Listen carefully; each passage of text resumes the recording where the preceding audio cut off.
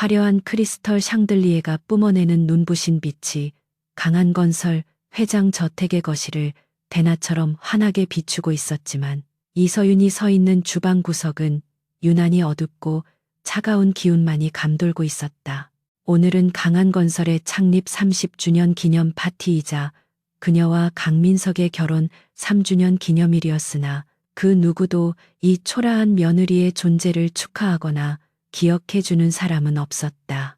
그녀는 고급스러운 실크 드레스 대신 색이 바랜 옥색 원피스 위에 앞치마를 두른 채 분주하게 움직이는 출장 뷔페 직원들 사이에서 묵묵히 음식 쟁반을 나르고 있었다. 거실 중앙에서는 시어머니인 박 여사가 값비싼 보석들을 온몸에 휘감은 채 귀부인들 사이에서 호탕하게 웃으며 샴페인 잔을 기울이고 있는 모습이 보였다. 박 여사의 날카로운 시선이 이따금 주방 쪽을 향할 때마다 서윤은 본능적으로 고개를 숙이고 몸을 움츠려야 했는데 이는 지난 3년 동안 뼈저리게 학습된 생존 본능이었다. 그녀가 실수라도 해서 파티 분위기를 망친다면 파티가 끝난 후 쏟아질 폭언과 모욕은 상상을 초월할 것이 분명했기에 서윤은 숨소리조차 조심하고 있었다. 어머, 저기 음식 나르는 여자분 혹시 며느님 아니에요? 세상에, 오늘은 집안 경사인데 옷차림이 저게 뭐람. 한 손님이 부채로 입을 가리며 속삭였지만 그 목소리는 서윤의 귀에 비수처럼 날아와 꽂혔다. 옆에 있던 다른 손님이 혀를 차며 맞장구 쳤다. 쉿, 들리겠어. 그 고아 출신 며느리 말하는 거지? 강 대표가 봉사하는 마음으로 거두어줬다는 소문이 자자하던데 역시 출신은 속일 수 없나 봐. 서윤은 쟁반을 쥔 손가락 끝이 하얗게 질릴 정도로 힘을 주었지만 얼굴에는 그 어떤 감정도 드러내지 않은 채 무표정을 유지했다. 그녀는 자신이 해온 그룹의 유일한 상속녀라는 사실을 철저히 숨긴 채 평범한 대학생으로 위장하여 강민석과 사랑에 빠져 결혼했었다. 돈과 배경이 아닌 오직 사람 그 자체를 사랑해줄 진정한 가족을 원했던 그녀의 소박한 소망은 결혼식 다음 날부터 시작된 시댁의 노골적인 무시와 학대로 인해 산산조각이 난 지 오래였다. 그때 현관 쪽에서 웅성거리는 소리와 함께 사람들의 시선이 일제히 한 곳으로 쏠렸고 서윤 역시 고개를 들어 그곳을 바라보았다. 말끔한 턱시도를 차려입은 남편 강민석이 화려한 붉은 드레스를 입은 낯선 여자와 팔짱을 낀 채 당당하게 들어오고 있었는데 그 여자는 최근 재계에서 주목받는 투자자인 최유라였다. 민석의 얼굴에는 서윤에게는 한 번도 보여주지 않았던 환한 미소와 자신감이 넘쳐 흐르고 있었고 두 사람의 모습은 마치 오늘 파티의 진짜 주인공인 양 완벽한 한 쌍처럼 보였다. 박 여사가 과장된 몸짓으로 달려나가 두 사람을 맞이하며 며느리인 서윤이 듣고 있다는 사실을 전혀 개의치 않는 듯 큰 소리로 떠들기 시작했다. 아이고, 우리 아들 왔구나. 옆에는 최 대표님이시죠? 세상에, 실물이 훨씬 더 아름다우시네요. 우리 민석이가 능력 있는 사업 파트너를 만났다고 입이 마르도록 칭찬하더니 정말 빛이 나네요. 박 여사는 최유라의 손을 잡고 놓아주지 않으며 마치 잃어버린 딸을 찾은 것처럼 살갑게 굴었다. 서윤은 가슴 한구석이 묵직하게 내려앉는 통증을 느꼈지만 이제는 익숙해진 고통이라 애써 무시하며 들고 있던 와인 쟁반을 손님 테이블에 내려놓았다. 민석은 거실로 들어오면서 서윤과 눈이 마주쳤지만 마치 투명 인간을 보듯 차가운 눈빛으로 스쳐 지나갔고 곧바로 최유라의 귓가에 무언가를 속삭이며 웃음을 터뜨렸다. 그 순간 서윤은 지난 3년간 자신이 지키려고 했던 사랑과 믿음이 얼마나 부질없고 허망한 것이었는지 다시금 뼈저리게 깨달았다. 야, 거기 물 좀 가져와. 멍하니 서 있지 말고. 시누이 강민지가 소파에 비스듬히 앉아 손가락질하며 소리치는 바람에 서윤의 상념은 거칠게 중단되었다. 민지는 서윤보다 2살이나 어렸지만 결혼 초부터 언니라는 호칭 대신야 너 혹은 가정부 취급을 하며 서윤을 하대해왔다. 서윤은 조용히 얼음물을 잔에 채워 민지에게 가져다 주었지만 민지는 컵을 받아 들자마자 인상을 찌푸리며 테이블 위에 쾅소리가 나도록 내려놓았다. 물이 너무 차갑잖아. 너는 머리가 없니? 내가 요즘 이 시림 때문에 고생하는 거 뻔히 알면서 일부러 이러는 거지. 민지의 목소리가 높아지자 주변 사람들의 시선이 다시금 집중되었고 서윤은 고개를 숙이며 나직하게 사과했다. 죄송합니다. 아가씨, 미지근한 물로 다시 가져오겠습니다. 서윤의 목소리에는 억울함이나 분노가 섞이지 않은 건조함만이 묻어났다. 그때 민석과 최유라가 사람들 사이를 헤치고 다가왔는데 최유라는 흥미롭다는 눈빛으로 서윤을 위아래로 훑어보며 입가에 묘한 미소를 띄었다. 강 대표님, 이분이 사모님이신가 봐요? 소문대로 참 검소하시네요. 오늘 같은 날에도 직접 서빙을 하시고 내조가 정말 대단하세요. 최유라의 말은 칭찬으로 포장되어 있었지만 그 속에 담긴 비웃음과 경멸을 눈치채지 못할 사람은 아무도 없었다. 민석은 미간을 찌푸리며 서윤을 노려보더니 퉁명스럽게 내뱉었다. 아, 신경 쓰지 마십시오. 원래 이런 꾸준히 일 하는 걸 좋아하는 사람입니다. 격식 차리는 자리에는 영 어울리지 않아서 제가 몇 번이나 방에 들어가 있으라고 했는데도 굳이 나오겠다고 고집을 피우더군요. 그는 뻔뻔하게 거짓말을 늘어놓으며 자신의 아내를 깎아내리는데 주저함이 없었다. 서윤은 민석의 거짓말에 반박하고 싶은 충동을 억눌렀는데 지금 여기서 소란을 피워봤자 돌아올 것은 더 큰 모욕뿐이라는 것을 알고 있었기 때문이었다. 그녀는 묵묵히 쟁반을 챙겨 주방으로 돌아가려 했으나 최유라가 일부러 발을 뻗어 서윤의 진로를 방해하는 바람에 중심을 잃고 휘청거리고 말았다. 쟁반 위에 남아있던 레드와인 잔 하나가 바닥으로 떨어지며 요란한 파열음과 함께 깨졌고 붉은 액체가 최유라의 드레스 자락에 튀었다. 악, 내 드레스. 최유라가 비명을 지르며 뒤로 물러섰고 파티장은 순식간에 찬물을 끼얹은 듯 정적에 휩싸였다. 민석은 사색이 되어 최유라에게 달려가 무릎을 꿇고 드레스를 살피며 소리쳤다. 괜찮으십니까? 다치신 곳은 없고요. 그는 아내의 안위 따위는 안중에도 없었고 오직 투자자의 기분을 상하게 했을까봐 전전긍긍하는 비굴한 모습만 보였다. 박 여사가 씩씩거리며 다가와 서윤의 등짝을 손바닥으로 세게 내려쳤는데 짝 하는 소리가 거실에 울려 퍼질 정도로 매서운 손길이었다. 이게 미쳤나? 어디서 칠칠 맞게 굴어서 귀한 손님 옷을 망쳐? 너 제정신이야? 당장 무릎 꿇고 사과해. 저 드레스가 얼만 줄이나 알아. 네가 평생 일해도 못 갚을 돈이야. 박 여사의 고함에 손님들은 혀를 차며 수군거렸지만 누구 하나 말리는 사람은 없었다. 서윤은 등에서 느껴지는 화끈거리는 통증보다 마음속 깊은 곳에서 차갑게 식어가는 어떤 감각에 더 집중하고 있었다. 그녀는 천천히 고개를 들어 박 여사와 민석 그리고 의기양양한 표정으로 자신을 내려다보는 최유라를 차례로 응시했다. 이들의 눈에는 인간에 대한 존중이나 예의는 찾아볼 수 없었고 오직 돈과 권력에 대한 탐욕과 약자에 대한 혐오만이 가득 차 있었다. 죄송합니다. 제가 부주의했습니다. 서윤은 담담하게 말하며 고개를 숙였지만 무릎은 꿇지 않았다. 그녀의 태도에 민석이 격분하여 다가와 서윤의 어깨를 거칠게 잡아챘다. 어머니 말씀 안 들려? 무릎 꿇고 제대로 빌란 말이야. 내 사업 망치는 꼴 보고 싶어서 환장했어.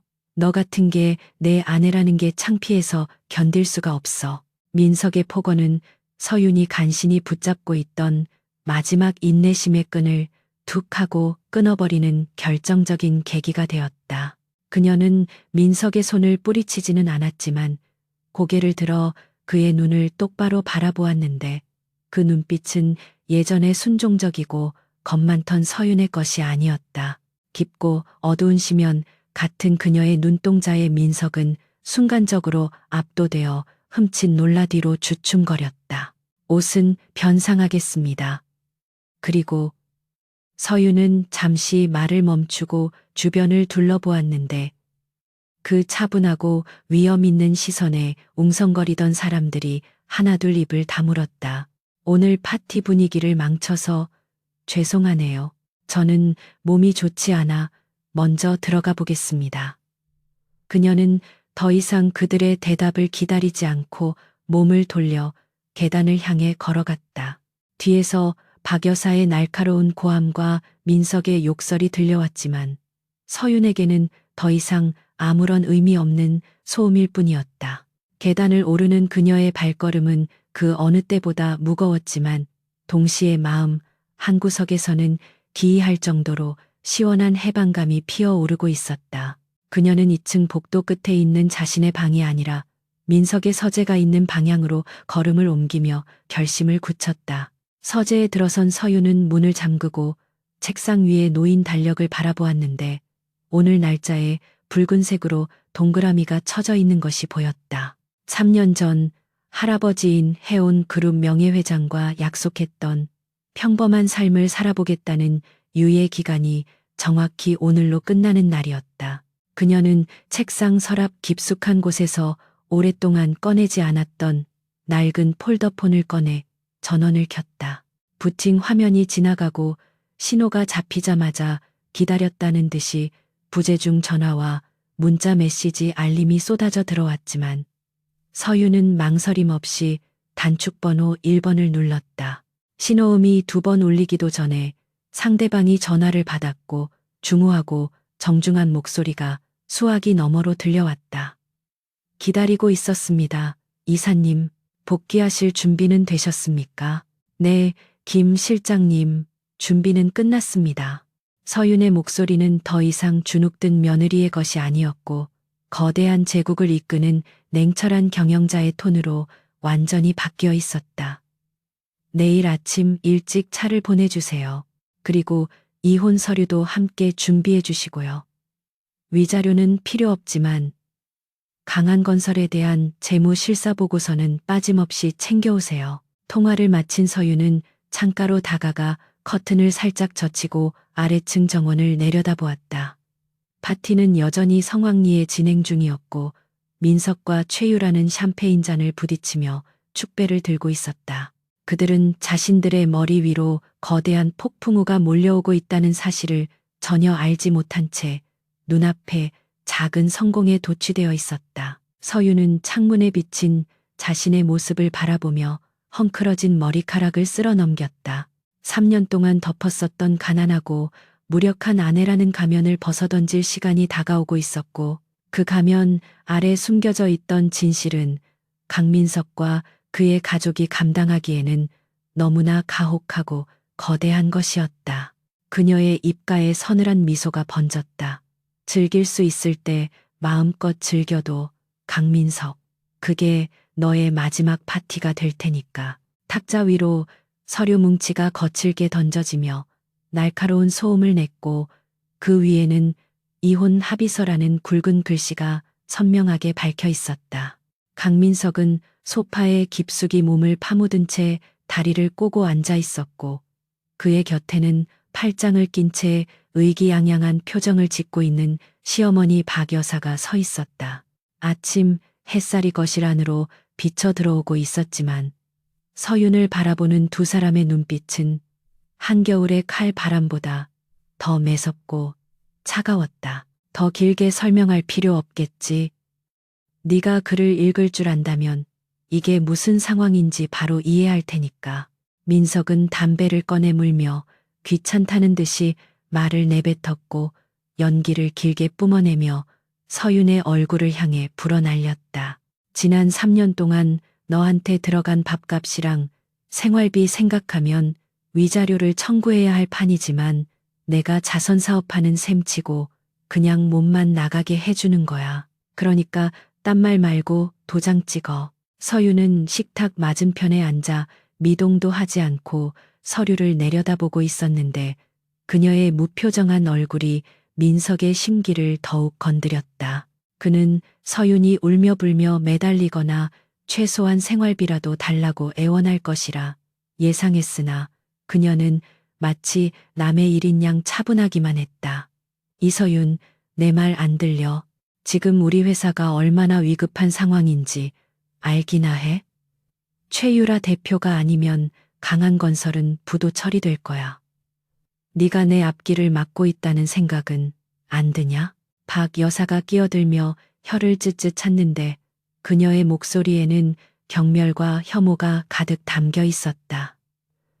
예, 너도 양심이 있으면 이제 그만 물러나라.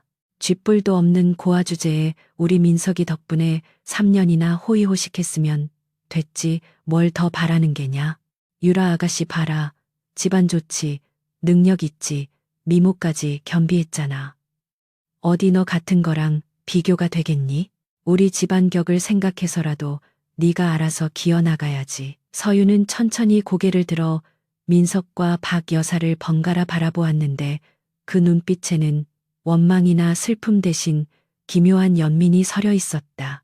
그녀는 자신이 누구인지 어떤 힘을 가지고 있는지 전혀 모른 채 눈앞의 욕심에 눈이 멀어 파멸을 자초하는 그들이 가엽게 느껴지기도 했다.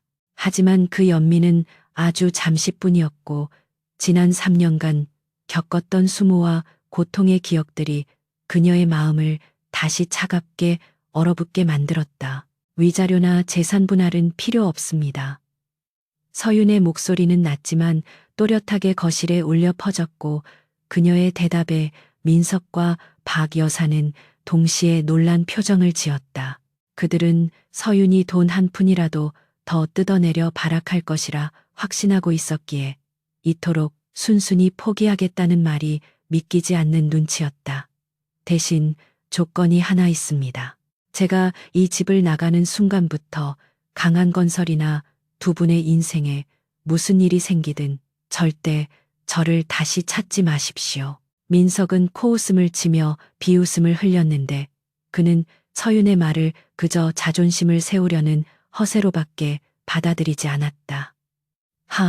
기가 차서 말이 안 나오는군. 야, 네가 나가서 굶어 죽든 길바닥에 나앉든 우리가 너를 왜 찾아. 착각도 정도껏 해라. 오히려 네가 돈 떨어지면 찾아와서 빌까봐 걱정이다. 각서라도 써주고 싶은 심정이니 걱정 말고 당장 도장이나 찍어. 서윤은 더 이상 대꾸할 가치를 느끼지 못한 채 미리 준비해둔 인감을 꺼내 이혼 합의서에 망설임 없이 도장을 찍었다.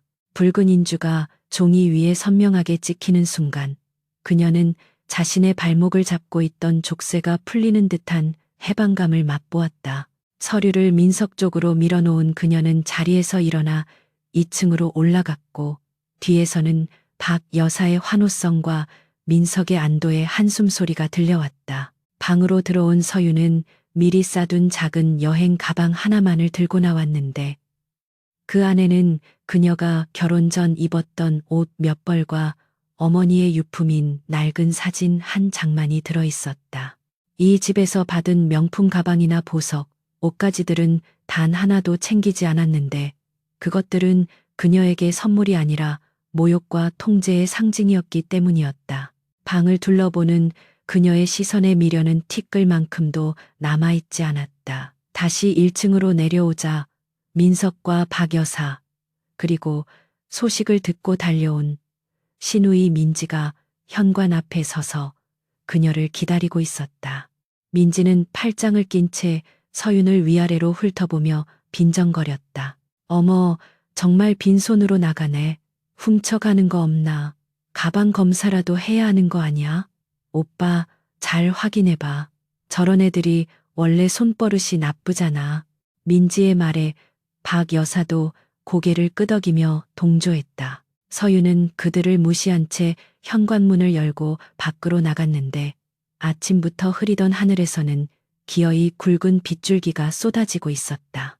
우산도 없이 빗속으로 걸어나가는 서윤의 뒷모습을 보며 가족들은 창가에 붙어 서서 낄낄거리며 비웃었다. 꼴 좋네. 비 맞은 생쥐 꼴이라니. 딱 저 애한테 어울리는 결말이야. 민석은 위스키 잔을 들어 올리며 자신의 승리를 자축했다.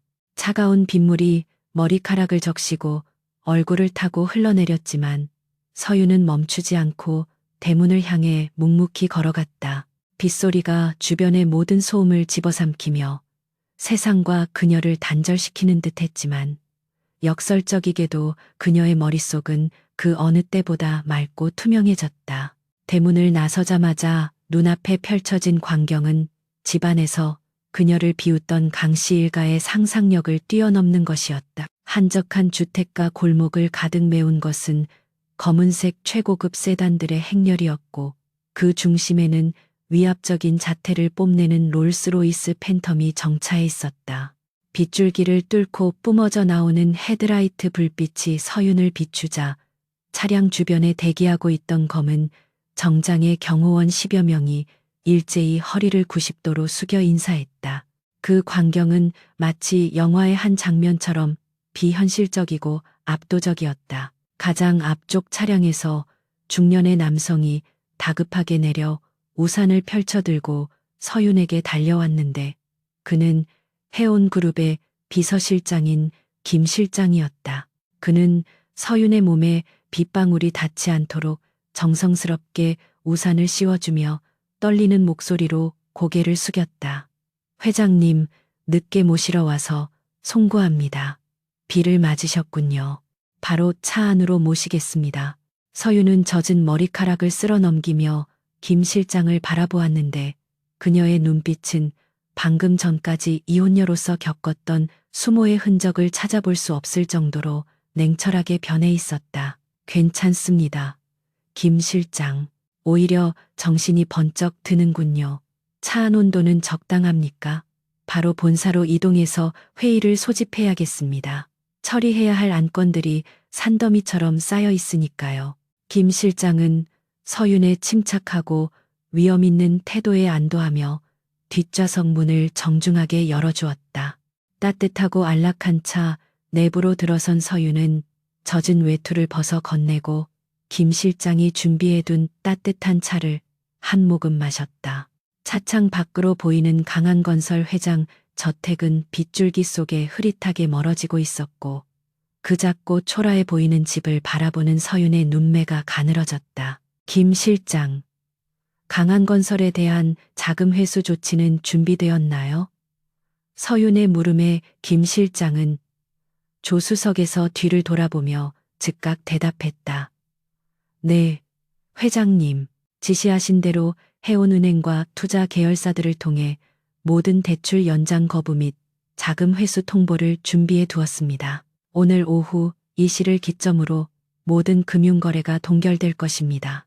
또한 강한건설이 진행 중이던 공공 입찰건에 대해서도 재심사를 요청해 둔 상태입니다. 서윤은 찻잔을 내려놓으며 등바디에 편안하게 몸을 기대었고 입가에는 희미하지만 잔혹한 미소가 걸렸다. 좋아요. 그리고 최유라 쪽 동향도 파악해 주세요.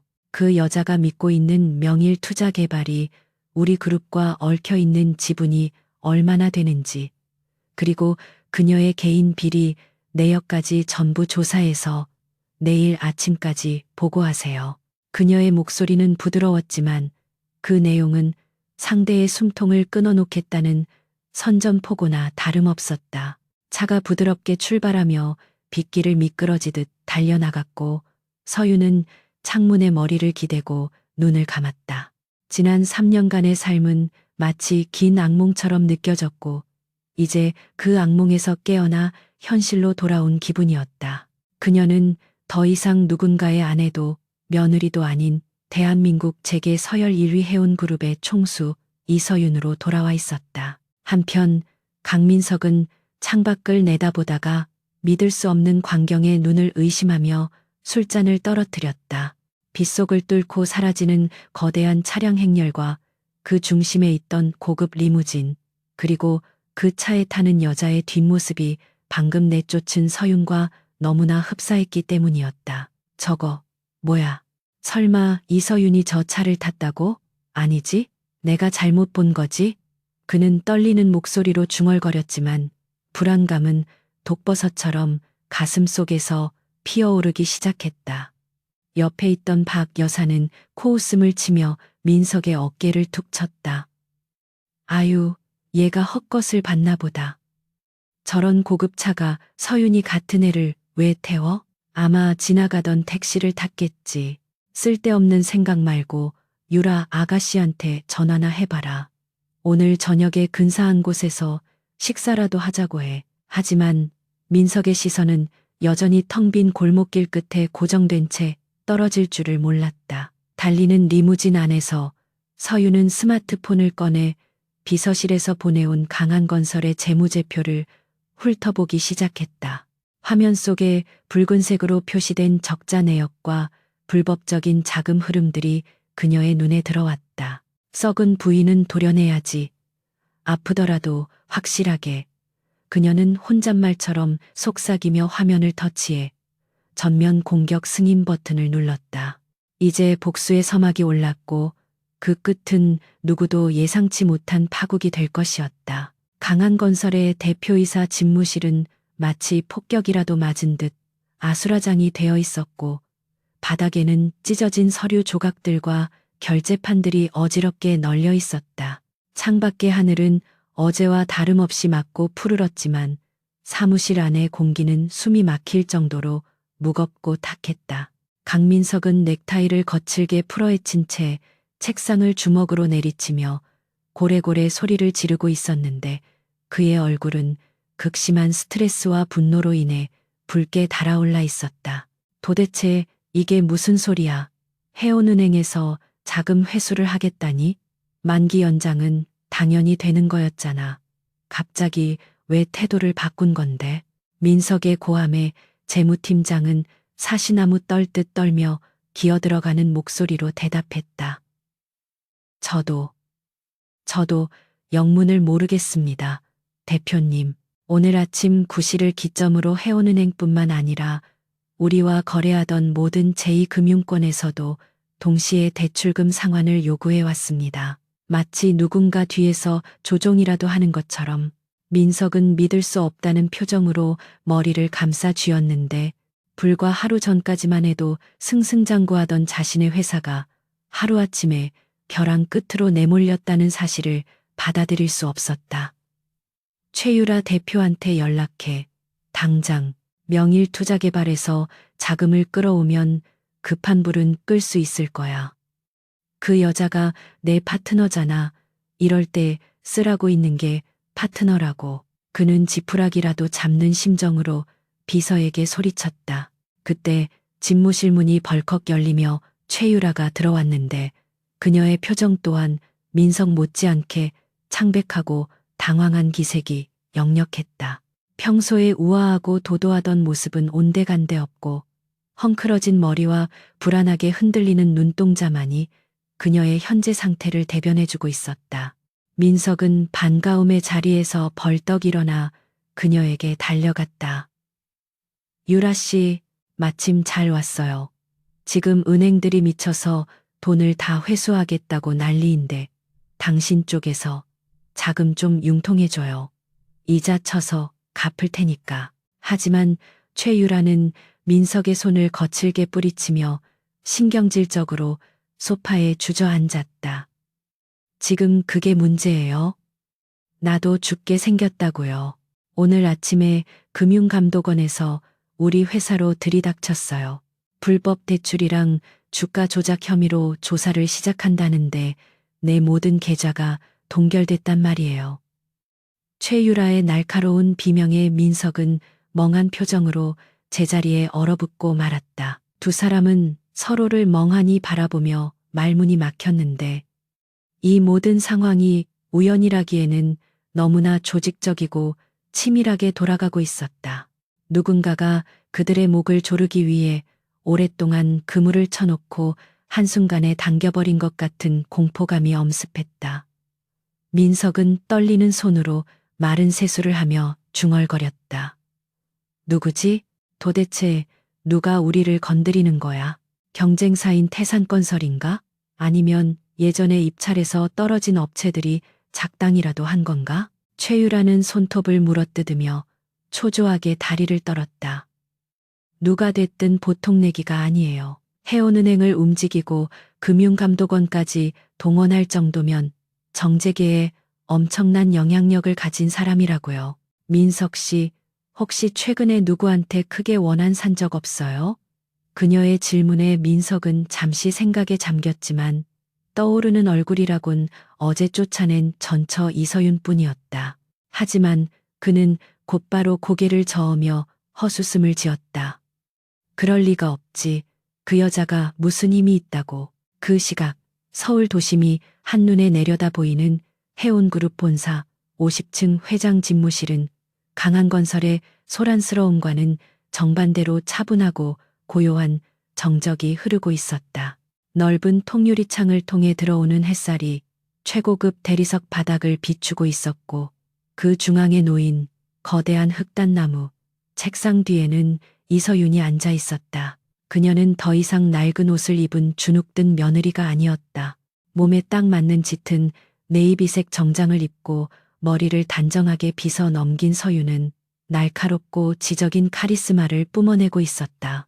그녀의 앞에는 김 실장이 건넨 두툼한 보고서가 놓여 있었는데 그 표지에는 그룹 내 부정부패 척결 및 인적 쇄신안이라는 제목이 적혀 있었다. 서윤은 몽블랑 만년필을 손에 쥐고 서류를 한 장씩 넘기며 냉철한 눈빛으로 내용을 검토했다. 강한건설과 유착 관계에 있던 건설 부문 박 전무 그리고 최유라의 명일 투자 개발에 불법 대출을 승인해준 계열사 은행장 전부 해임 처리하고 검찰에 고발하세요.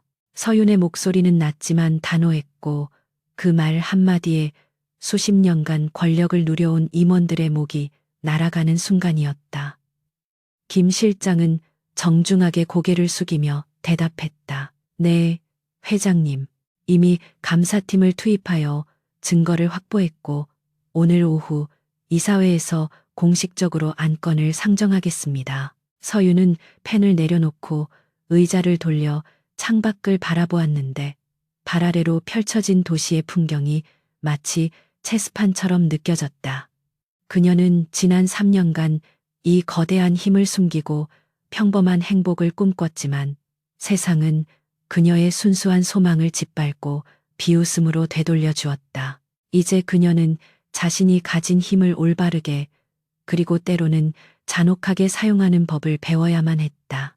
그리고 회장님 강민석 대표와 최유라 대표가 이번 주말에 열리는 해운 스마트시티 프로젝트 입찰 설명회에 참석 요청을 해왔습니다. 김 실장의 보고에 서윤의 입가에 흥미롭다는 듯한 미소가 번졌다. 그들은 아직도 자신들에게 기회가 있다고 믿는 모양이군요. 초대장을 보내주세요. 아주 정중하게 VIP 자격으로 말이죠. 김 실장은 의아한 표정으로 물었다. 괜찮으시겠습니까? 그들이 회장님의 정체를 알게 되면 소란을 피울 수도 있습니다. 서윤은 천천히 고개를 돌려 김 실장을 바라보았는데 그녀의 눈동자 속에는 깊이를 알 수 없는 서늘한 불꽃이 타오르고 있었다. 그게 바로 내가 원하는 거예요. 김 실장. 가장 높은 곳에 올라갔다고 착각했을 때 바닥으로 추락하는 기분이 어떤 건지 알려주고 싶거든요. 다시 강한건설 사무실로 돌아와 민석은 책상 위에 놓인 금박이 입혀진 초대장을 보며 미친 사람처럼 웃음을 터뜨리고 있었다. 봐, 하늘이 무너져도 솟아날 구멍은 있다니까. 해운그룹에서 우리를 VIP로 초대했어. 이건 기회야, 유라 씨. 스마트시티 프로젝트만 따내면 지금 겪는 자금난 따위는 한 방에 해결할 수 있다고. 그는 초대장을 흔들며 흥분해서 소리쳤다. 최유라 역시 초대장을 낚아채듯 받아들고 눈을 반짝였는데 그녀의 얼굴에 서려 있던 불안감은 순식간에 탐욕으로 바뀌어 있었다. 역시 강민석 씨 능력은 죽지 않았네요. 해운그룹 신임 회장이 이번 프로젝트에 사활을 걸고 있다던데 우리가 가서 눈도장만 확실하게 찍으면 이 위기를 넘길 수 있을 거예요. 어쩌면 우리를 곤경에 빠뜨린 세력도 해운의 힘을 빌려 눌러버릴 수 있을지 몰라요. 두 사람은 서로를 끌어안으며 환호했지만 그 초대장이 지옥으로 가는 급행 티켓이라는 사실은 꿈에도 모른 채였다. 그들은 당장 백화점으로 달려가 파티에 입고 갈 최고급 의상을 고르고 잃어버린 자존심을 회복하기 위해 남은 돈을 쏟아부어 자신들을 치장하는 데 열을 올렸다. 그들에게 이번 파티는 단순한 비즈니스 행사가 아니라 생존을 위한 마지막 동아줄이자 재기의 발판이었다. 집으로 돌아온 민석은 박 여사와 민지에게 자랑스럽게 초대장을 보여주었다. 어머니, 걱정하지 마세요. 제가 누굽니까? 강한건설 강민석입니다. 이서윤, 그 재수 없는 애가 나가자마자 이런 대박 기회가 찾아오잖아요. 역시 그 여자가 우리 집안의 애군이었던 게 분명해요. 박 여사는 아들의 등을 두드리며 기뻐서 어쩔 줄 몰라 했다. 그럼 그렇고 말고 내 아들이 최고다. 이번 기회에 해온 회장님한테 잘 보여서 우리 집안을 다시 일으켜 세워보자꾸나. 며칠 후 서윤은 개인 피트니스룸에서 땀을 흘리며 러닝머신 위를 달리고 있었다. 그녀의 숨소리는 거칠었지만 눈빛만은 흔들림 없이 정면을 응시하고 있었다. 그녀는 신체적으로나 정신적으로나 완벽한 상태를 유지하기 위해 끊임없이 자신을 단련하고 있었다. 과거에 나약했던 자신을 지워내고 누구도 감히 넘볼 수 없는 강인한 지도자로 다시 태어나기 위한 과정이었다. 운동을 마친 서윤이 샤워를 하고 나오자 전속 스타일리스트 팀이 행거 가득 채워진 드레스들을 가지고 대기하고 있었다. 회장님, 이번 파티의 드레스 코드는 로열 골드입니다. 어떤 스타일로 준비해 드릴까요? 수석 스타일리스트의 질문에 서윤은 잠시 고민하다가 가장 안쪽에 걸려있는 짙은 붉은색 드레스를 가리켰다. 골드보다는 레드가 좋겠네요. 핏빛처럼 선명하고 강렬한 레드로요. 오늘은 제가 주인공이 되어야 하니까요. 서윤의 선택에 스타일리스트들은 감탄하며 고개를 끄덕였다. 그녀가 선택한 드레스는 우아하면서도 치명적인 매력을 발산하는 디자인으로 서윤의 하얀 피부와 냉철한 이미지를 극대화해 줄 것이 분명했다.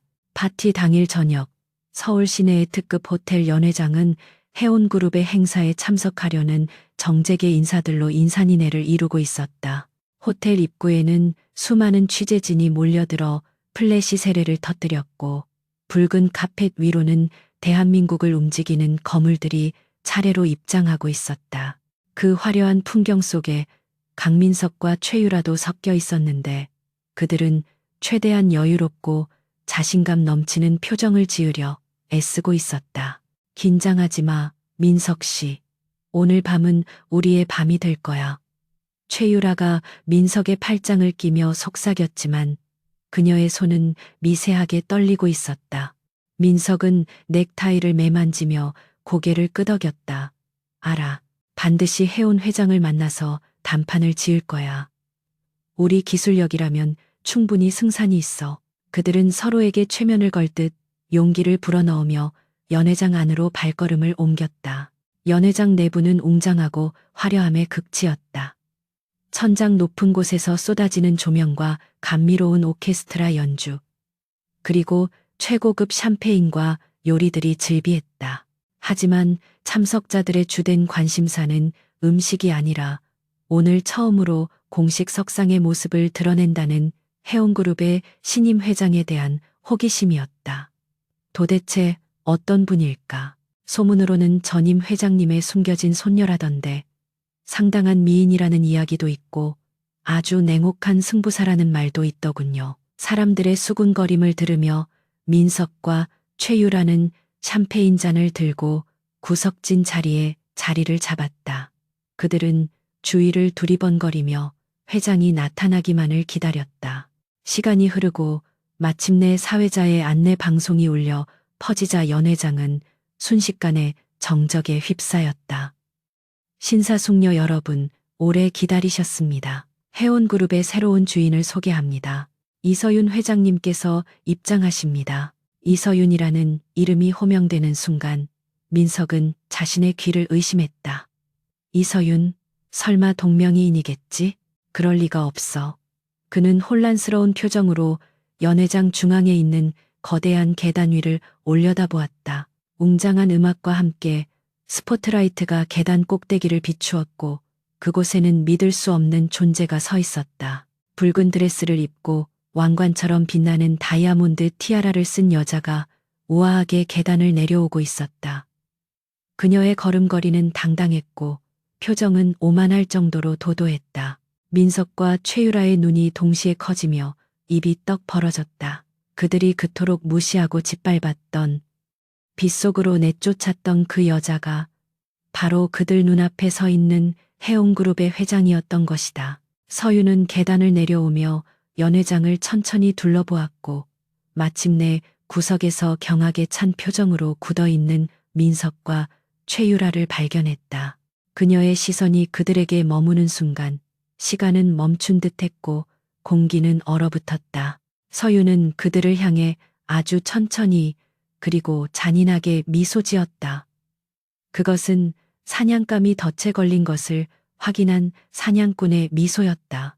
민석은 손에 들고 있던 샴페인 잔을 놓쳤고 쨍그랑하는 파열음이 정적을 깨뜨리며 비극의 시작을 알렸다. 쨍그랑 날카로운 파열음이 웅장한 연회장의 정적을 깨뜨리자 수백 개의 시선이 일제히 소리의 진원지로 쏠렸다.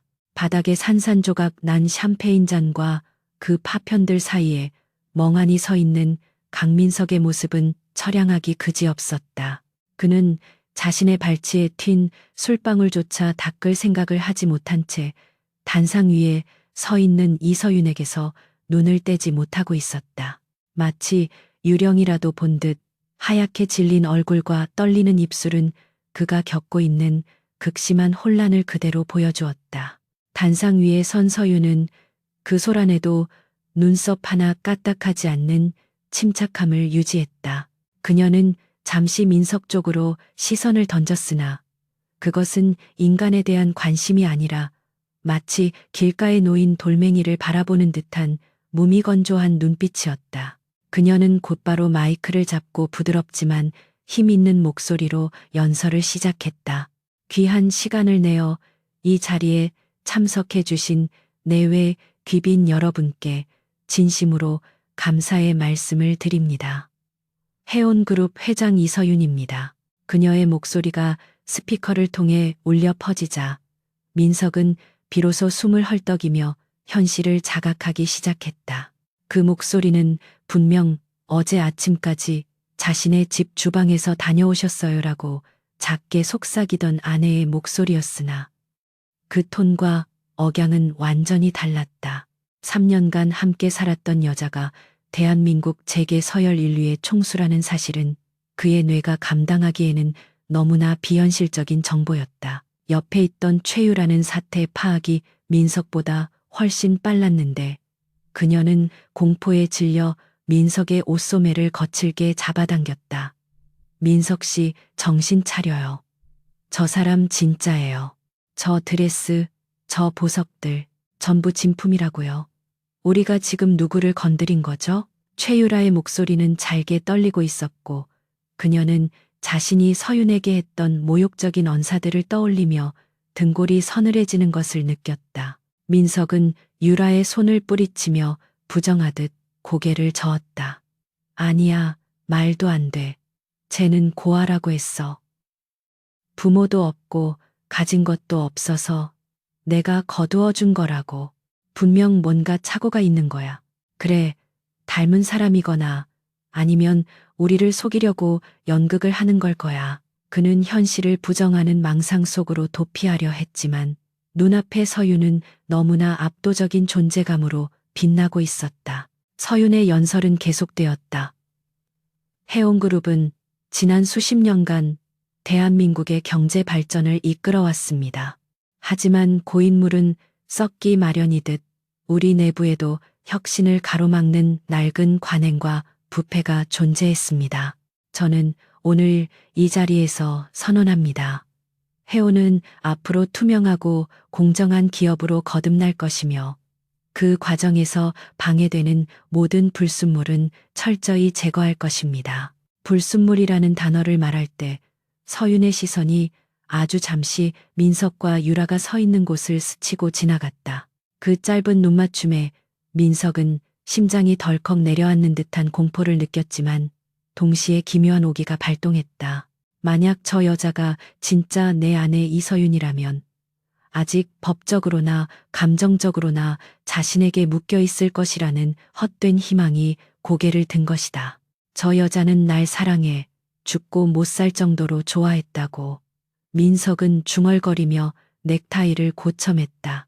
이건 시위하는 거야. 내가 이혼하자고 하니까 홧김에 이러는 거라고. 내가 가서 달래주면 그래 다시 내 편으로 만들 수 있어. 만약 저 여자가 해온 회장이라면 우리는 떼돈을 버는 거야. 탐욕이 공포를 집어삼키자 민석의 눈빛이 번들거기 시작했다. 서윤이 연설을 마치고 단상에서 내려오자 수많은 기업 총수들과 정치인들이 그녀를 에워싸고 인사를 건네기 시작했다. 그녀는 능숙한 미소와 세련된 매너로 그들을 응대하며 파티장 중앙으로 이동했다.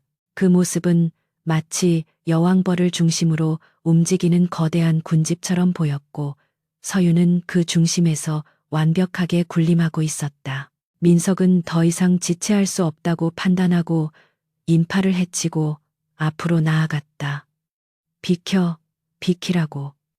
내가 저 사람 남편이야. 그가 소리치며 사람들을 밀치자 우아하게 담소를 나누던 귀빈들이 눈살을 찌푸리며 길을 터주었다. 최유라는 창피함에 얼굴을 가리고 뒤로 숨었지만 민석은 이미 이성을 잃은 상태였다. 서윤아, 여보. 민석이 큰 소리로 그녀를 부르며 손을 뻗는 순간 서윤을 호위하던 검은 정장의 경호원 2명이 순식간에 나타나 그의 앞을 가로막았다. 거대한 체구의 경호원들은 마치 철벽처럼 민석의 접근을 차단했고 민석은 그들의 가슴팍에 부딪혀 뒤로 나뒹굴 뻔했다. 뭐 하는 짓이야. 나 강한건설 강민석 대표야. 저기 있는 이 회장이 내 아내라고 비키지 못해. 민석이 악을 쓰며 발악했지만 경호원들은 꿈쩍도 하지 않았다. 주변의 웅성거림은 더 커졌고 사람들은 이 촌극을 흥미롭다는 듯 혹은 경멸 어린 시선으로 지켜보았다. 파티장의 우아한 분위기는 민석의 난동으로 순식간에 깨져버렸다. 그때 서윤이 손을 들어 경호원들에게 제지 신호를 보냈다. 그녀는 천천히 몸을 돌려 민석을 바라보았는데 그 표정에는 반가움이나 애정은커녕 지독한 냉기만이 감돌고 있었다. 서윤의 곁을 지키던 김 실장이 차가운 얼굴로 한 걸음 앞으로 나와 민석을 내려다보았다. 강민석 씨, 이곳은 해온그룹의 공식 행사장이자 비즈니스의 장입니다. 소란을 피우시면 강제 퇴장 조치될 수 있음을 경고합니다. 김 실장의 정중하지만 위협적인 말투에 민석은 씩씩거리며 소리쳤다. 비즈니스? 웃기지 마. 서윤아, 너 지금 뭐 하는 거야? 나한테 화난 건 알겠는데 이렇게까지 해야겠어? 우리 아직 정리된 거 아니잖아. 민석은 주변의 시선을 의식하며 짐짓 피해자인 척 목소리를 높였다. 사람들 앞에서 남편을 이렇게 망신 주면 내 얼굴에 침 뱉는 거야. 이리 와서 얘기해. 내가 다 용서해 줄 테니까. 그의 뻔뻔한 태도에 주변 사람들은 혀를 찼지만 민석은 그것이 자신을 응원하는 반응이라고 착각하며 더욱 기세등등하게 굴었다.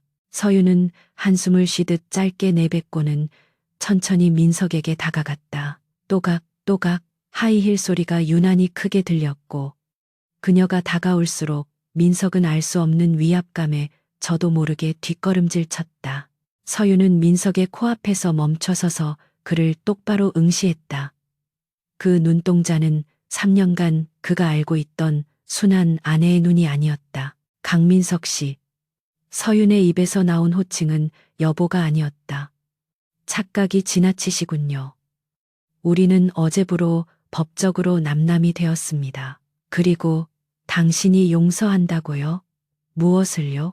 내가 당신 집에서 식모처럼 일해주고 당신 가족들의 감정 쓰레기통이 되어주었던 시간을 말하는 건가요? 서윤의 목소리는 크지 않았지만 파티장 전체가 쥐 죽은 듯 조용해진 탓에 모든 사람의 귀에 또렷하게 들렸다. 민석의 얼굴이 불그락푸르락해졌다. 그건 부부 사이에 흔히 있을 수 있는 일이고 내가 너를 거둬줬잖아. 고아의 빈털터리인 너를 우리 집에 들여서 먹여주고 재워줬는데 은혜를 원수로 갚아? 서윤은 피식 웃음을 터뜨렸다. 그 웃음은 너무나 차갑고 비소 섞인 것이라 민석은 순간 말문이 막혔다. 은혜라. 그래요.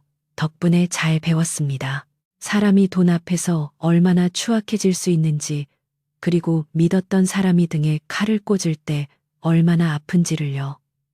그 값비싼 수업료는 이제부터 당신이 치를 차례입니다. 그때 인파 뒤에서 숨죽이고 있던 최유라가 용기를 내어 앞으로 나섰다. 그녀는 이 상황을 반전시켜보려 애써 미소를 지으며 말했다. 회장님, 오해가 있으신 것 같은데.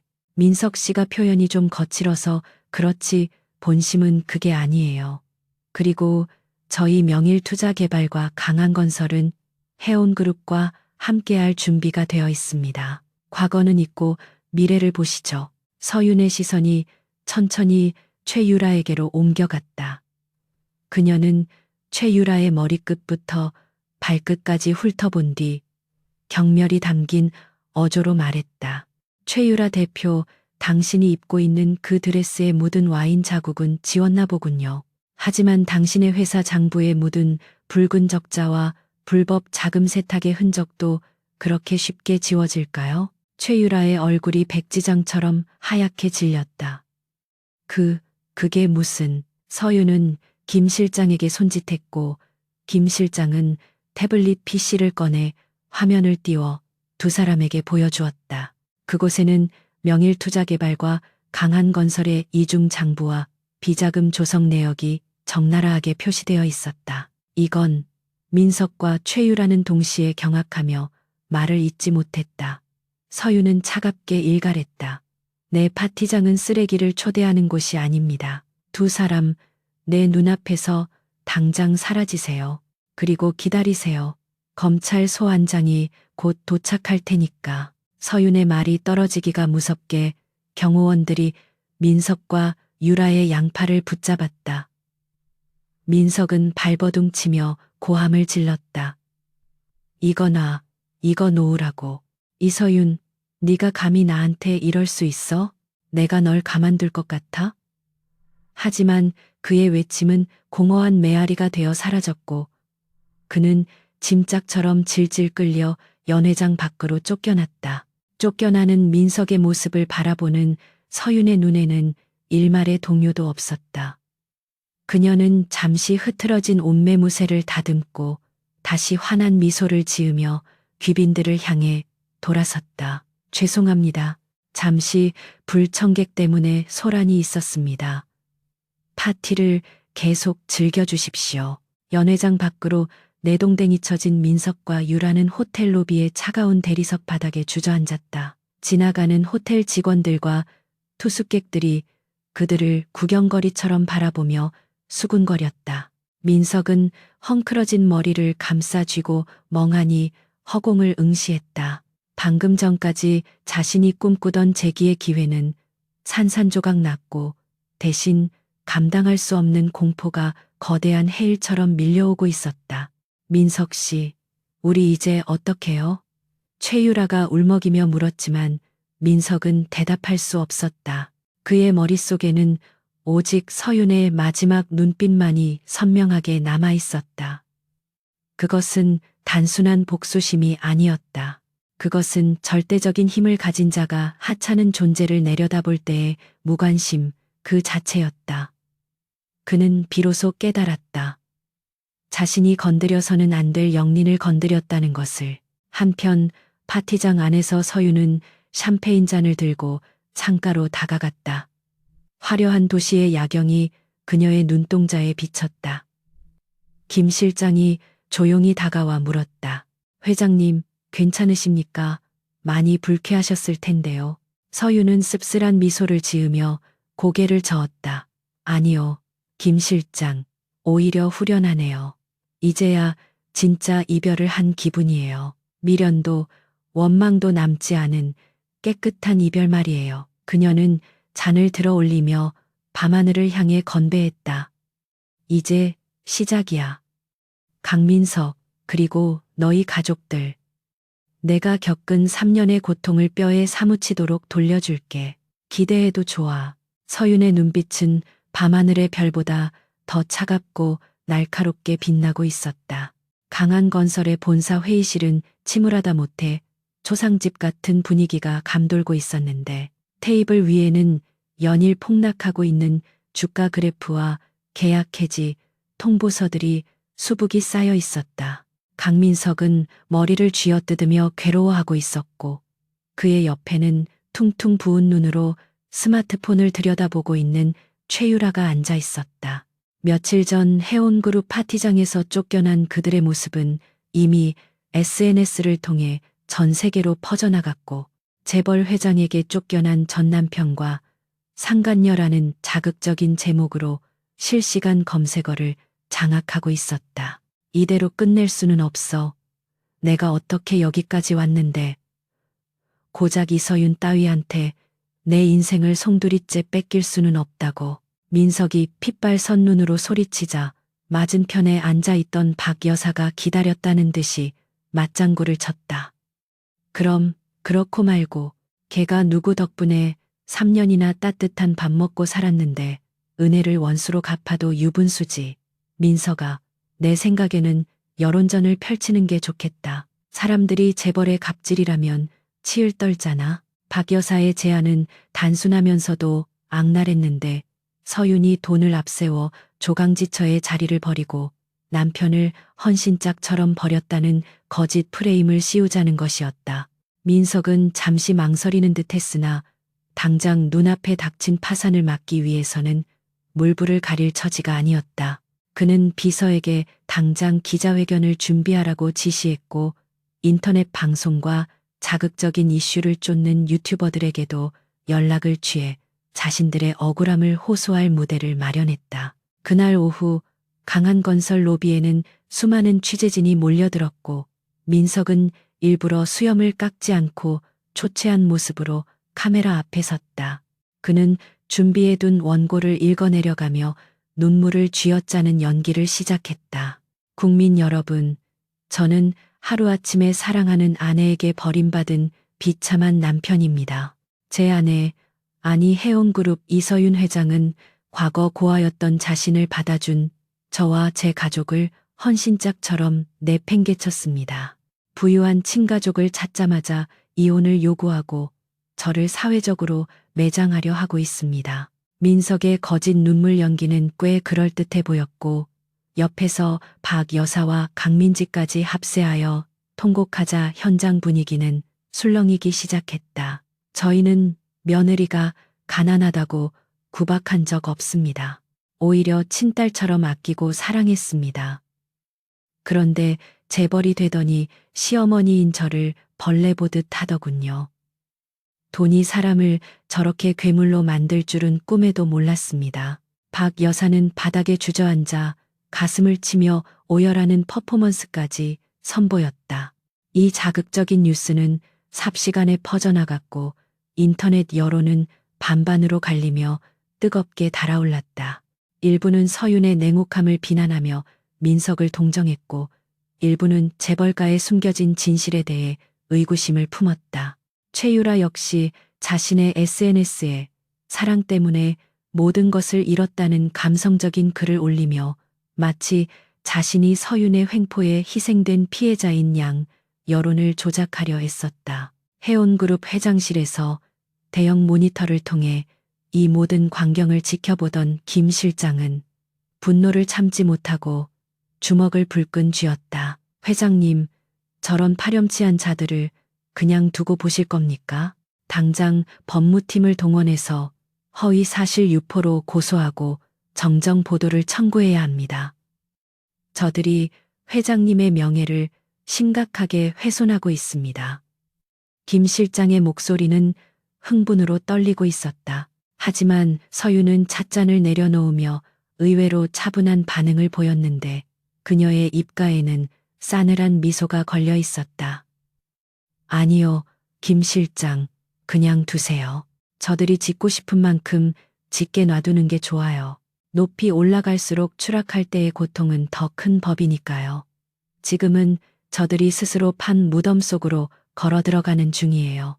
우리는 그저 마지막 흙만 덮어주면 됩니다. 서윤은 책상 서랍에서 검은색 USB 하나를 꺼내 김 실장에게 건넸다. 내일 오전 10시 해온그룹 대강당에서 긴급 기자회견을 잡으세요.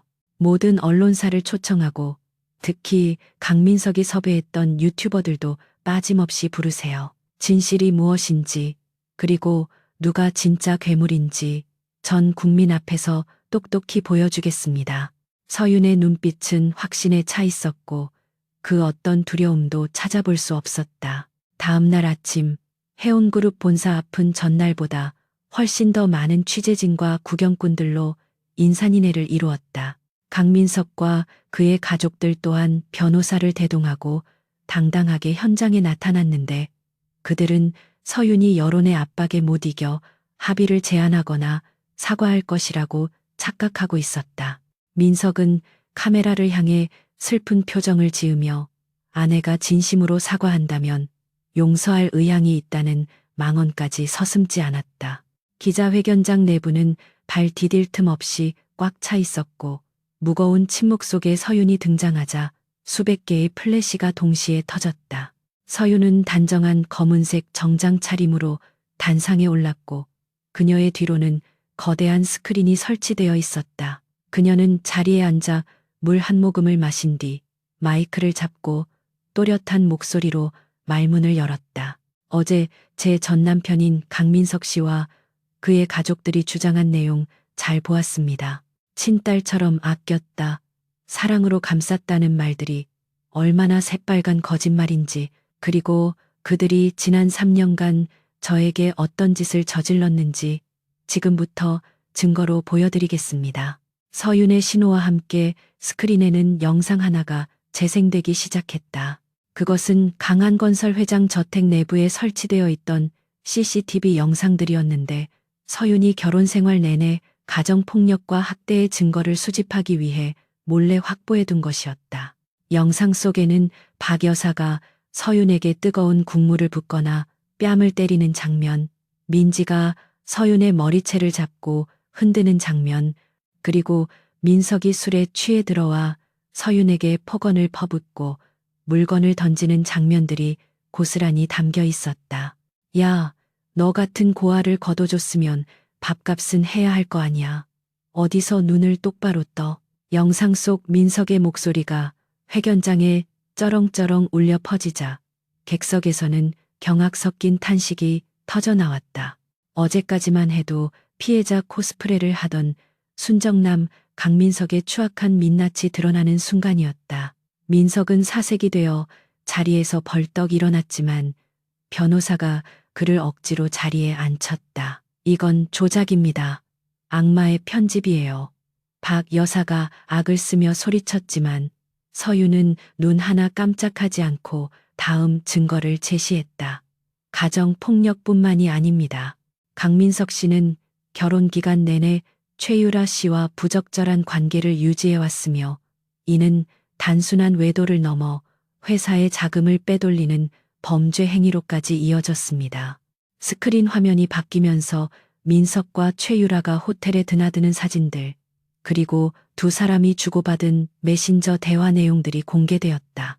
대화 내용 중에는 이서윤, 그 멍청한 년은 아무것도 몰라, 빨리 이혼하고 그 여자 명의로 된 보험금이나 탄해자와 같은 충격적인 내용들이 포함되어 있어 보는 이들로 하여금 소름 끼치게 만들었다.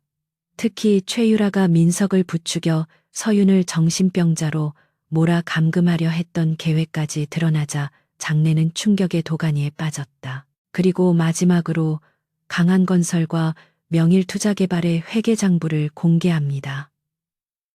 서윤의 목소리는 더욱 차가워졌다. 화면에는 복잡한 숫자들이 나열된 엑셀 파일이 띄워졌는데 전문가가 아니더라도 붉게 표시된 비정상적인 자금 흐름을 한눈에 알아볼 수 있었다. 강민석 씨는 회사의 공금을 횡령하여 최유라 씨에게 건넸고 최유라 씨는 이를 이용해 불법 주가 조작을 일삼았습니다. 이 모든 피해는 고스란히 하청업체와 직원들에게 돌아갔습니다. 기자들은 맹수처럼 달려들어 질문을 쏟아내기 시작했고 카메라 렌즈는 이제 서윤이 아닌 구석에 숨어있던 민석과 최유라를 향해 집중되었다. 민석은 손으로 얼굴을 가리며 어쩔 줄 몰라 했고 최유라는 바닥에 주저앉아 멍하니 스크린을 바라보며 현실을 부정하고 있었다. 자신들이 쳐놓은 덫에 자신들이 걸려들어 처참하게 찢기고 있는 꼴이었다. 서윤은 마지막으로 결정타를 날렸다. 저는 오늘부로 해온그룹의 이름으로 강한건설과 명일투자개발에 대한 적대적 MA를 선언합니다. 또한 공개된 모든 증거 자료를 바탕으로 강민석, 박말순, 강민지, 최유라 네 사람을 횡령, 배임, 상해, 명예훼손 혐의로 형사 고발합니다. 선처는 없습니다. 법의 심판대 앞에서 당신들의 죄를 낱낱이 소명하시길 바랍니다. 기자회견장이 아수라장이 된 사이 회견장 뒷문이 열리며 푸른색 제복을 입은 검찰 수사관들이 들이닥쳤다. 강민석 씨, 최유라 씨, 특정경제범죄, 가중처벌 등에 관한 법률 위반 혐의로 긴급 체포합니다. 수사관들이 민석의 손목에 차가운 수갑을 채우자 그는 비명을 지르며 발버둥 쳤다. 이거 놔, 내가 누군지 알아? 서윤아, 여보, 내가 잘못했어. 한 번만 봐줘. 민석은 끝까지 비굴하게 서윤의 이름을 부르며 애원했지만 서윤은 그를 쳐다보지도 않고 단상을 내려와 회견장을 빠져나갔다. 박 여사와 민지 역시 공범으로 지목되어 연행되면서 고래고래 소리를 지르며 저주를 퍼부었지만 그들의 모습은 그저 추한 범죄자의 말로일 뿐이었다. 최유라는 수갑이 채워지는 순간 실신하여 들것에 실려 나갔다. 복도로 나온 서유는 창밖을 바라보며 깊은 숨을 내쉬었다. 가슴 속에 응어리져 있던 거대한 돌덩이가 마침내 사라진 듯한 기분이었다. 김 실장이 다가와 조용히 말을 건넸다. 회장님, 고생하셨습니다. 완벽했습니다. 여론은 완전히 회장님 편으로 돌아섰고 주주들도 회장님의 결단력을 높이 평가하고 있습니다. 서유는 엷은 미소를 지으며 고개를 끄덕였다. 이제 청소는 끝났네요. 하지만 폐허가 된 자리에 새로운 건물을 올리는 건 지금부터가 진짜 시작이겠죠. 그녀는 뒤돌아보지 않고 곧게 뻗은 복도를 걸어나갔다. 그녀의 발걸음은 그 어느 때보다 가볍고 힘찼으며 창밖으로 쏟아지는 눈부신 햇살이 그녀의 앞길을 비추고 있었다. 한편 호송차에 실려가던 민석은 창살 너머로 멀어지는 해온그룹의 웅장한 사옥을 바라보며 하염없이 눈물을 흘렸다. 자신이 그토록 무시하고 짓밟았던 아내가 저 거대한 성의 주인이라는 사실, 그리고 자신이 그 성에 입성할 수 있었던 유일한 기회를 제 발로 차버렸다는 후회가 뼈에 사무치게 밀려왔다. 하지만 버스는 멈추지 않고 차가운 구치소를 향해 속도를 높일 뿐이었다. 잿빛 구름이 낮게 깔린 하늘에서는 금방이라도 비가 쏟아질 듯한 우울한 날씨가 계속되고 있었고 강남 한복판에 우뚝 솟아있던 강한건설 사옥의 분위기 또한 날씨만큼이나 암울했다. 한때 건설업계의 신흥 강자로 불리며 위세를 떨쳤던 이곳은 이제 부도 처리된 망한 회사의 처참한 몰골을 그대로 드러내고 있었다. 건물 입구에는 유치권 행사 중이라는 붉은 현수막이 흉물스럽게 걸려 있었고 로비를 오가는 사람들은 짐을 챙겨 떠나는 해고 직원들과 빚 독촉을 하러 온 채권자들 뿐이었다. 강민석은 구치소에서 보석으로 풀려난 지 불과 몇 시간 만에 회사로 달려왔지만 그를 맞이한 것은 처참하게 무너진 자신의 왕국이었다. 며칠 전까지만 해도 그에게 허리를 굽히며 아부하던 임원들은 전화조차 받지 않았고 회장실로 향하는 엘리베이터는 전기가 끊겨 작동하지 않았다. 그는 땀을 뻘뻘 흘리며 비상계단을 통해 15층 대표 이사실까지 걸어 올라가야만 했는데 숨이 턱까지 차오르는 고통보다 더 그를 괴롭히는 것은 뼛속까지 파고드는 비참함이었다. 이게 다 뭐야? 내 회사가, 내 평생을 바친 회사가 어떻게 이렇게 될 수가 있어? 대표 이사실 문을 열고 들어선 민석은 난장판이 된 사무실 풍경에 다리에 힘이 풀려 주저앉고 말았다. 값비싼 가구들과 미술품들에는 이미 압류 딱지가 덕지덕지 붙어 있었고 바닥에는 서류 뭉치와 쓰레기들이 뒹굴고 있었다. 창밖으로 보이는 서울의 풍경은 여전했지만 그 풍경을 바라보는 민석의 위치는 하늘에서 바닥으로 곤두박질 친 상태였다. 그는 떨리는 손으로 주머니에서 휴대전화를 꺼내 최유라에게 전화를 걸었지만 돌아오는 것은 없는 번호라는 기계적인 안내음뿐이었다. 그녀는 민석이 구속되자마자 자신의 모든 자산을 현금화하여 해외로 도피해버린 뒤였다. 사랑이니 파트너니 떠들어대던 맹세는 위기가 닥치자마자 연기처럼 사라져버렸고 민석은 그제야 자신이 서윤을 버리고 선택한 것이 얼마나 허상에 불과했는지를 뼈저리게 깨달았다. 배신감에 치를 떨었지만 누굴 원망할 수도 없는 노릇이었다. 그 또한 조강지철을 그렇게 버렸으니까. 그때 복도 쪽에서 또각또각하는 규칙적인 구두굽 소리가 들려왔고 민석은 본능적으로 고개를 들어 문 쪽을 바라보았다. 텅 빈 사무실의 정적을 깨고 나타난 사람은 다름 아닌 이서윤이었다.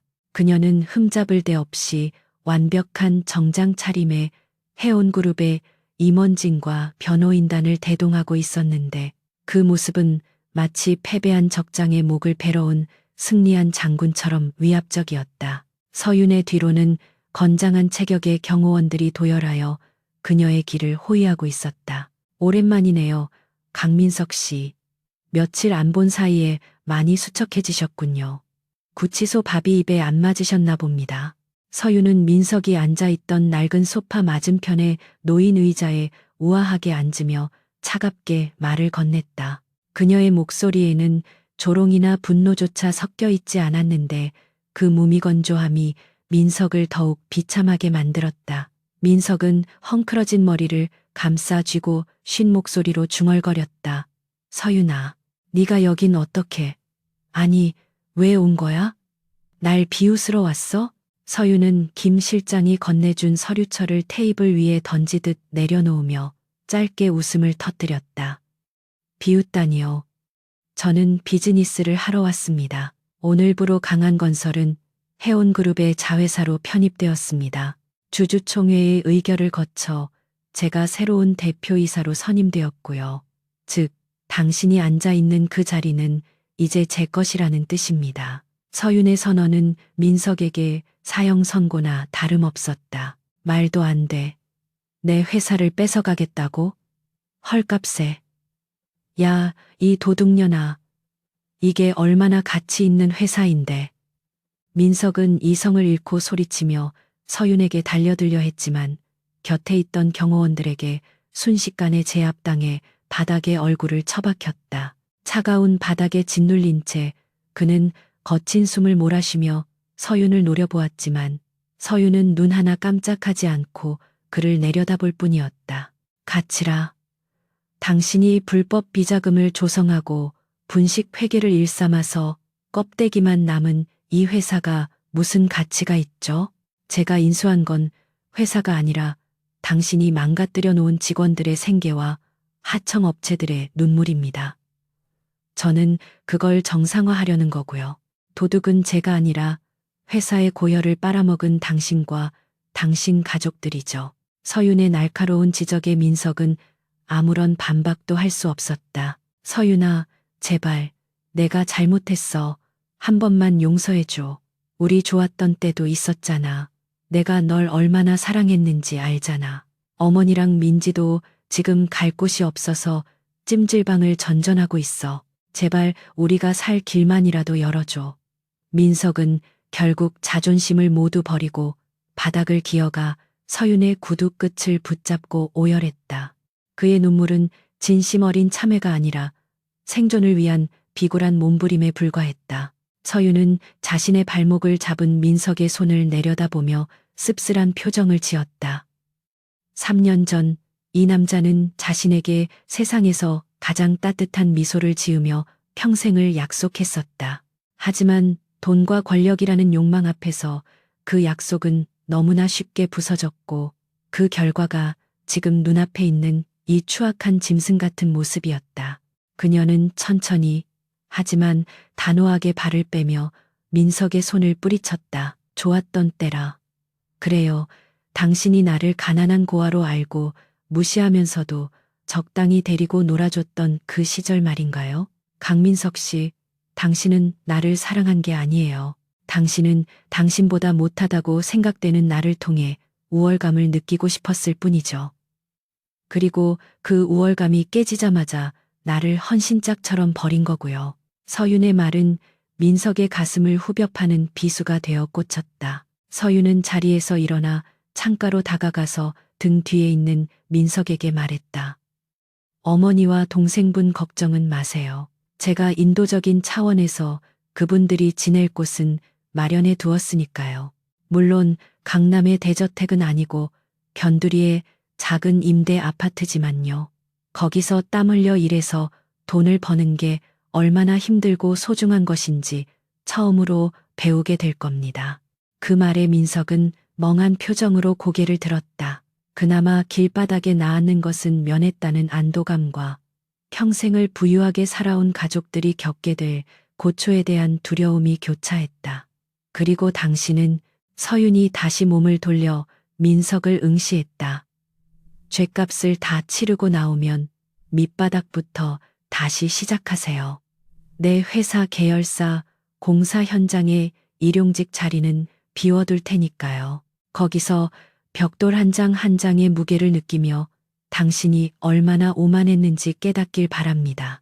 서윤은 테이블 위에 놓인 인수합병 계약서에 서명을 마친 뒤 만년필을 뚜껑을 닫아 민석의 앞에 던져주었다. 이건 기념품으로 가져가세요. 당신이 서명했어야 할 서류에 제가 서명했다는 걸 잊지 말라는 의미에서요. 그녀는 더 이상 볼 일 없다는 듯 뒤도 돌아보지 않고 사무실을 나섰다. 임원들과 경호원들이 썰물처럼 빠져나가자 넓은 사무실에는 다시 적막만이 감돌았다. 홀로 남겨진 민석은 서윤이 던져주고 간 만년필을 떨리는 손으로 집어들었다. 그것은 결혼 기념일에 자신이 서윤에게 사주었던 싸구려 펜이 아니라 그녀가 성공한 사업가로서 사용하는 최고급 만년필이었다. 그 차가운 금속의 감촉이 손끝에 닿자 참았던 울음이 터져나왔다. 후회, 자책, 원망, 그리고 돌이킬 수 없는 상실감이 뒤섞인 짐승의 울부짖음 같은 소리가 텅 빈 사옥에 공허하게 메아리쳤다. 한편 건물 밖으로 나온 서윤은 기다리고 있던 리무진에 오르기 전 잠시 멈춰서서 하늘을 올려다보았다. 잿빛 구름 사이로 한 줄기 햇살이 비치기 시작하더니 이내 구름이 걷히며 파란 하늘이 드러나고 있었다. 마치 긴 장마가 끝나고 새로운 계절이 시작되는 것처럼 그녀의 인생에도 어둡고 습했던 과거가 물러가고 있었다. 회장님, 다음 일정은 해운재단 설립 기념식입니다. 참석하시겠습니까? 차문을 열어주며 김 실장이 물었다. 서윤은 부드럽게 고개를 끄덕이며 미소 지었다. 네, 가야죠. 이제 더 이상 숨을 필요도 도망칠 필요도 없으니까요. 제가 가진 힘으로 세상에 진짜 도움이 필요한 사람들을 도우러 가요. 그녀는 차에 올라탔고 리무진은 미련 없이 강한건설 사옥을 뒤로 하고 힘차게 출발했다. 차 안에서 서윤은 창밖의 풍경을 바라보며 깊은 생각에 잠겼다. 복수는 성공적이었고 자신을 괴롭히던 사람들은 모두 파멸했다. 하지만 그녀의 마음속에 남은 것은 통쾌함보다는 일종의 묵직한 책임감이었다. 돈은 칼과 같아서 요리사의 손에 쥐어지면 맛있는 음식을 만들지만 강도의 손에 쥐어지면 사람을 해친다는 할아버지의 가르침이 다시금 떠올랐다. 그녀는 이제 그 거대한 칼을 쥐고 세상을 향해 나아가야 했다. 강민석과 그의 가족들처럼 욕망에 눈이 멀어 칼을 휘두르는 것이 아니라 그 칼로 썩은 환부를 도려내고 세상을 이롭게 만드는 진정한 지도자가 되어야 한다는 사명감이 가슴 벅차게 차올랐다. 그녀는 주먹을 꽉 쥐며 다짐했다. 다시는 누군가에게 휘둘리지 않고 자신의 삶을 스스로 개척해 나가는 강인한 이서윤으로 살아가겠다고. 그 시각 서울 변두리의 허름한 임대 아파트 단지 앞 트럭 한 대가 짐을 내리고 있었고 박 여사와 강민지는 넋이 나간 표정으로 짐꾸러미들 사이에 서 있었다. 좁고 냄새나는 아파트를 보며 민지는 짜증을 내며 소리쳤다. 엄마, 진짜 여기서 살라고? 나 못 살아. 오빠는 뭐 하는 거야? 왜 우리를 이런 데다 처박아둬? 박 여사는 힘없이 주저앉아 눈물을 훔쳤다. 내 오빠도 이제 끝났어. 우리가 서윤이한테 너무 모질게 굴어서 벌을 받는 게야. 아이고, 내 팔자야. 굴러들어온 복덩이를 제 발로 차버렸으니 누굴 탓하겠니? 그녀의 뒤늦은 후회는 바람에 흩어졌고 지나가는 주민들은 그들의 소란스러운 모습을 혀를 차며 바라볼 뿐이었다. 한때의 부와 명예는 신기루처럼 사라졌고 그들에게 남은 것은 고단한 현실뿐이었다. 다시 서윤의 시점으로 돌아와 그녀가 탄 차는 해운 문화재단 행사장으로 들어서고 있었다. 수많은 기자와 시민들이 그녀를 환호하며 맞이했다. 그녀는 차에서 내려 당당하게 레드 카펫을 밟았다. 카메라 플래시가 터지고 사람들의 함성이 들려왔지만 그녀는 동요하지 않았다. 그녀는 이제 억만장자 상속녀라는 타이틀보다 이서윤이라는 이름 석자로 세상에 우뚝 설 준비가 되어 있었다. 연단에 오른 서윤은 마이크를 잡고 군중을 향해 인사했다. 반갑습니다. 이서윤입니다. 저는 오늘 과거의 아픔을 딛고 더 나은 미래를 위해 여러분과 함께하고 싶습니다. 그녀의 진심 어린 연설에 박수갈채가 쏟아졌고 그녀의 얼굴에는 그 어느 때보다 밝고 환한 미소가 피어올랐다. 그것은 복수의 끝에서 찾은 진정한 승리의 미소였다. 계절이 2번 바뀌어 어느덧 선선한 가을바람이 불어오는 10월이 되었다. 해운그룹 본사 1층 로비는 아침 일찍부터 활기찬 에너지로 가득 차 있었는데 과거에 경직되고 무거웠던 공기는 사라지고 직원들의 얼굴에는 자부심과 생기가 넘쳐 흘렀다. 이서윤 회장이 취임한 지 불과 1년도 채 되지 않아 그룹은 환골탈태 수준의 변화를 겪었다. 그녀는 구시대적인 연공 서열을 타파하고 능력 위주의 파격적인 인사를 단행했으며 투명한 경영 시스템을 도입하여 재계의 모범 사례로 꼽히고 있었다. 서윤은 집무실에서 창밖의 파란 가을 하늘을 바라보며 잠시 생각에 잠겨 있었다. 책상 위에는 해온 희망재단 설립 1주년 기념식 식순이 적힌 큐시트가 놓여 있었다. 지난 몇 달간 그녀는 단순히 기업의 이익을 쫓는 것을 넘어 자신이 가진 막대한 부와 영향력을 사회에 환원하는 데 주력해왔다. 그것은 할아버지의 유지이자 밑바닥까지 떨어져 보았던 그녀 스스로가 세상에 내놓는 따뜻한 손길이었다. 회장님, 행사장에 가실 시간입니다. 차량 대기시켜 두었습니다. 김 실장이 문을 두드리며 들어왔다. 서윤은 부드럽게 미소 지으며 자리에서 일어났다. 고마워요, 김 실장. 오늘따라 유난히 하늘이 맑네요. 좋은 예감이 들어요. 그녀는 짙은 베이지색 트렌치 코트를 걸치고 당당한 발걸음으로 집무실을 나섰다.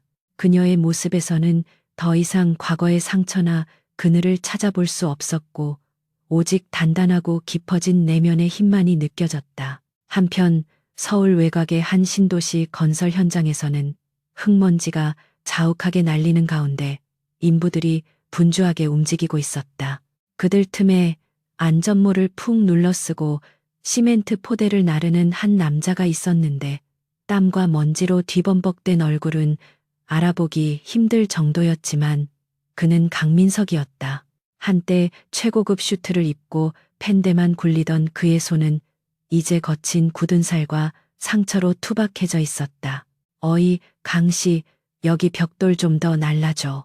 군뱅이처럼 굴지 말고 빨리빨리 좀 움직여.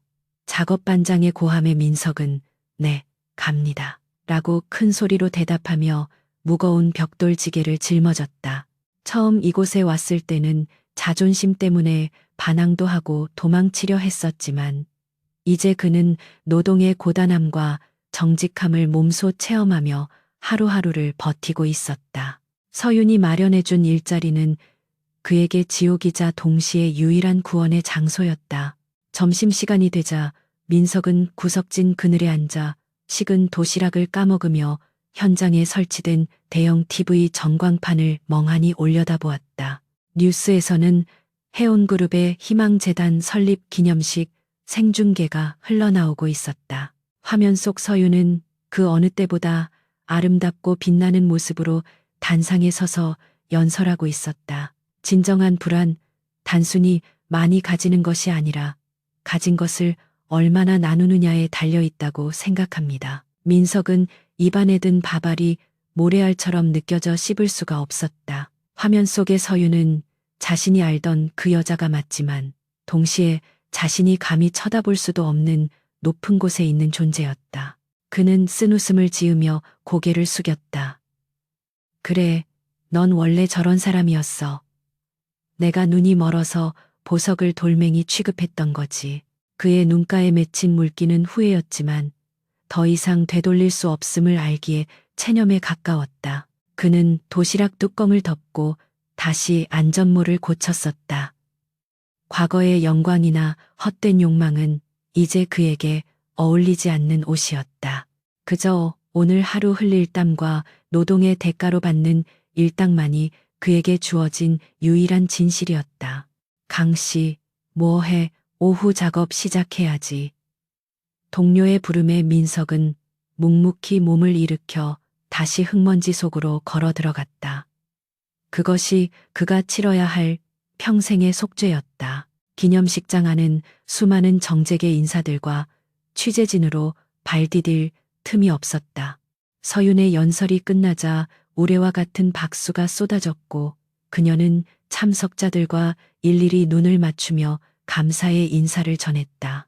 행사가 끝나고 리셉션이 이어지는 동안 서윤은 샴페인 잔을 들고 테라스로 나와 잠시 휴식을 취하고 있었다. 화려한 조명과 사람들의 소음에서 벗어나 혼자만의 시간을 갖고 싶었기 때문이었다. 회장님 연설 아주 인상 깊었습니다. 특히 실패한 사람들에게도 두 번째 기회가 필요하다는 부분이 마음에 와닿더군요. 등 뒤에서 들려온 부드러운 중저음의 목소리에 서윤은 놀라서 뒤를 돌아보았다. 그곳에는 단정한 슈트 차림에 지적인 인상을 가진 한 남자가 서 있었다. 그는 서윤에게 정중하게 고개를 숙여 인사했다. 놀라게 해드렸다면 죄송합니다. 저는 국경 없는 건축가회의 한지훈 대표라고 합니다. 이번에 해온 재단과 함께 저소득층 주거 환경 개선 프로젝트를 진행하게 되어 인사드리러 왔습니다.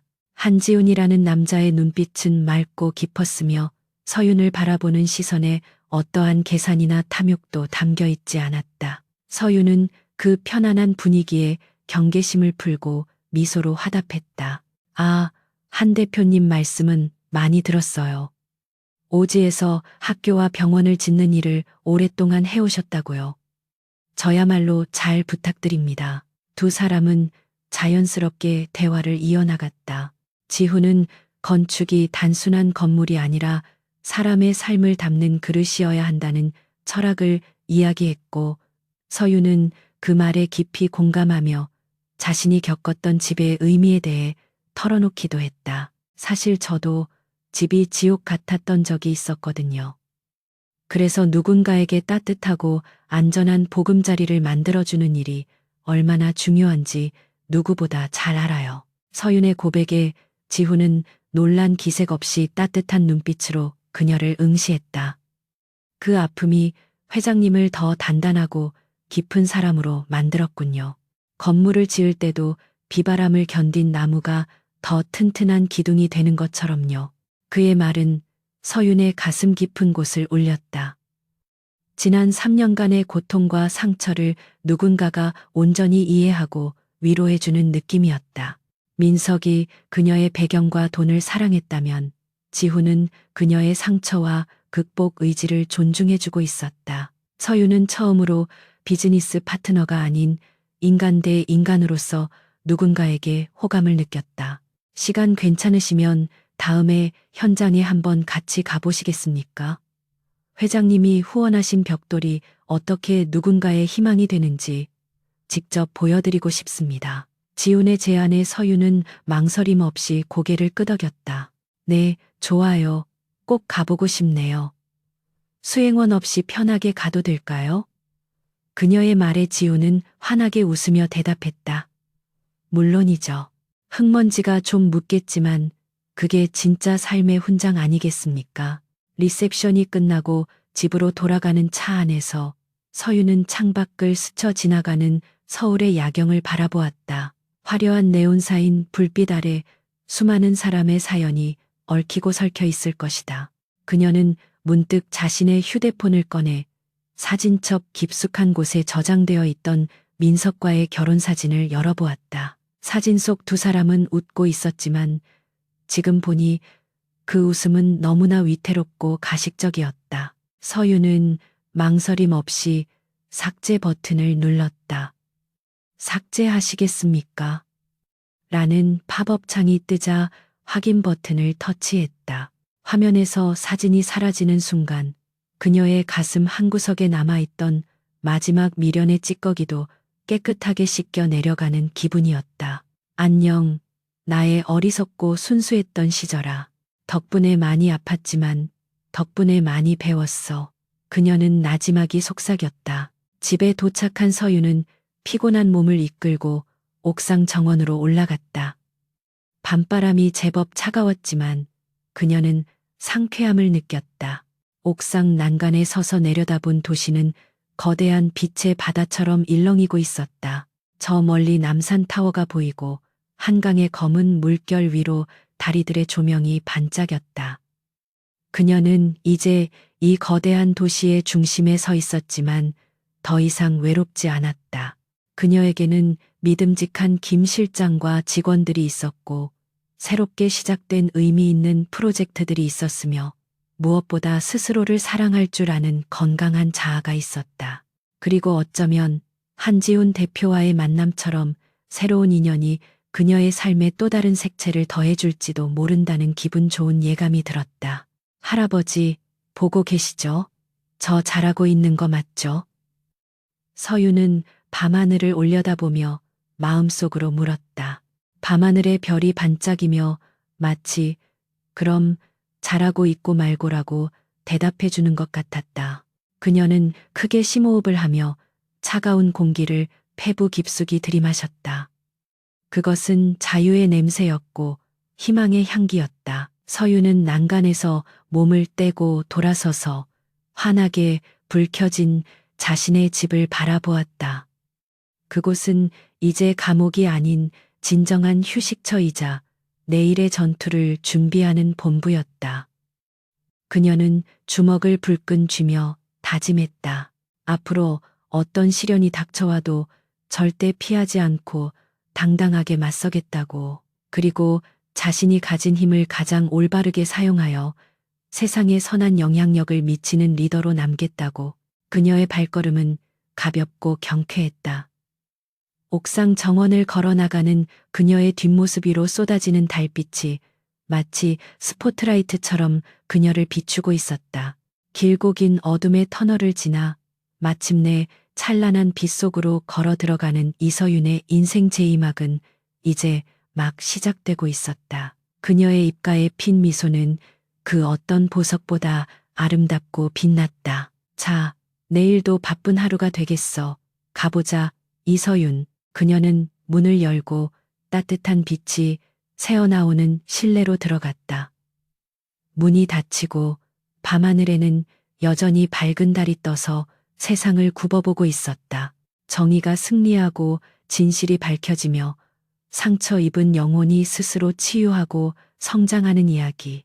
억만장자 상속녀라는 가면 뒤에 숨겨져 있던 한 인간의 진정한 홀로서기는 그렇게 완벽한 마침표를 찍었다.